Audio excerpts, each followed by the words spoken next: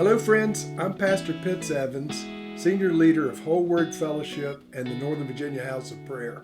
And I want to welcome you to our series we're calling Glory Stories. Today I want to explain what a glory story is. Some years ago, I went to a meeting at Cornerstone Fellowship in Frederick, Maryland, and they had a speaker named Arthur Burke who was talking about religion versus reality with God, that our relationship with God should involve something substantive and tangible and more than just a philosophy or an idea. And he made this statement. He said, "Slaves to religion will mock you, but the sons of God will love your glory stories." He was talking about the reality of God, the glory stories. And so the glory stories are what we want to share. What's a glory story? It's a testimony about something the Lord has done that we can attest to personally. So the glory stories I'm sharing involve healings, signs, wonders, miracles, angelic encounters, casting out devils, and so forth. Today I want to share another story from Sierra Leone. Remember, this month we're kind of focusing on Sierra Leone. And I told you that it started with an angelic encounter that preceded me on the way to Sierra Leone. Then there was a magnificent outpouring of the Lord's Holy Spirit on New Year's Eve 2002. And then the presence of the Lord continues to manifest there in various ways here 18 years later. But we had a meeting in a place called Kabbalah in Sierra Leone. It has nothing to do with Jewish mysticism, but it is a very wicked area known for witchcraft and so forth in that nation.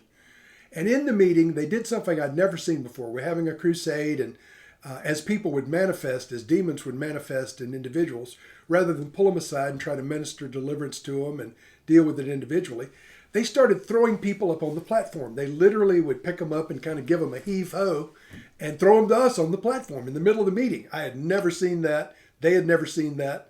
The other ministers had never seen that. But somehow these local people thought that was appropriate. So one of the people they threw up on the platform, manifesting, writhing around, foaming at the mouth and all this, was a little boy. And he was about the same age as the boy I talked about last week, who was mute and dumb. This little boy, sometimes when you see somebody manifesting a demon, their tongue will stick out. Sometimes they'll spit up. Sometimes their eyes will roll back. It's a common manifestation for their eyes to roll back. All you see is the whites of their eyes till they get delivered. So this little boy was writhing around. His eyes were rolled back. Tongue was hanging out. He was making noises. And literally he was trying to bite us on the ankles, which was kind of humorous to me. But we're ministering to him.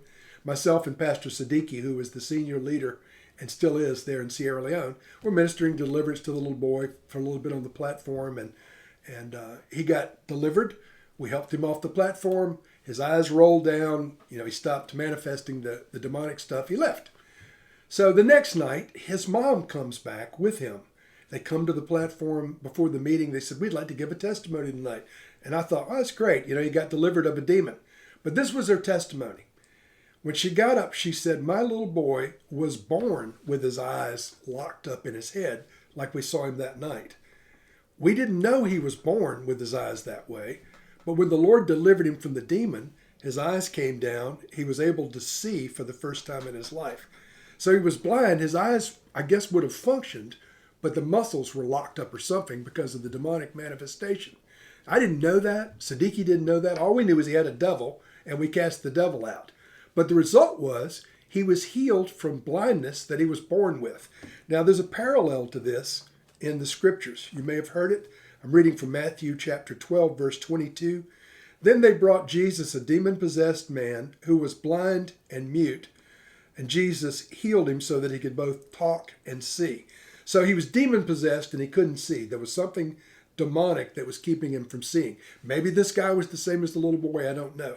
But what I do know is this. Neither Pastor Siddiqui nor I knew the little boy was born blind.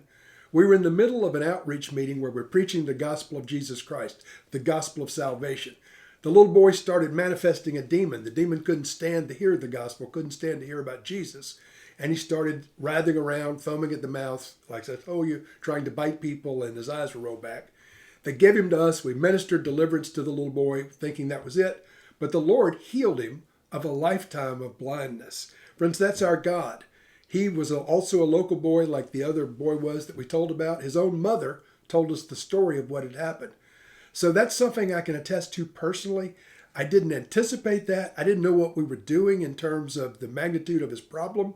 All I knew was we're preaching Jesus. A spirit is there contrary to the preaching of the gospel, we dealt with the demonic spirit, and the result was this little boy was healed by the presence of God. And as Jesus said, the finger of God cast out that devil. It wasn't us. It's the presence of God, and the Lord himself cast out the demon. So these things are happening in our day. We've seen many, many deliverances, both overseas and in the States. I may talk about some of the ones in the States. But I want to tell you, the Lord is moving in our generation. He's a supernatural God. We're not following signs and wonders, but there should be some signs and wonders following us if we truly believe.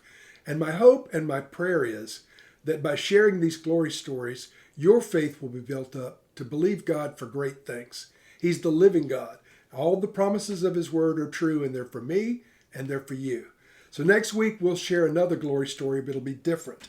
I'm going to share about supernatural incense that manifests sometimes in the presence of prayer. Thanks for tuning in, and hopefully you'll be with us next week. God bless you.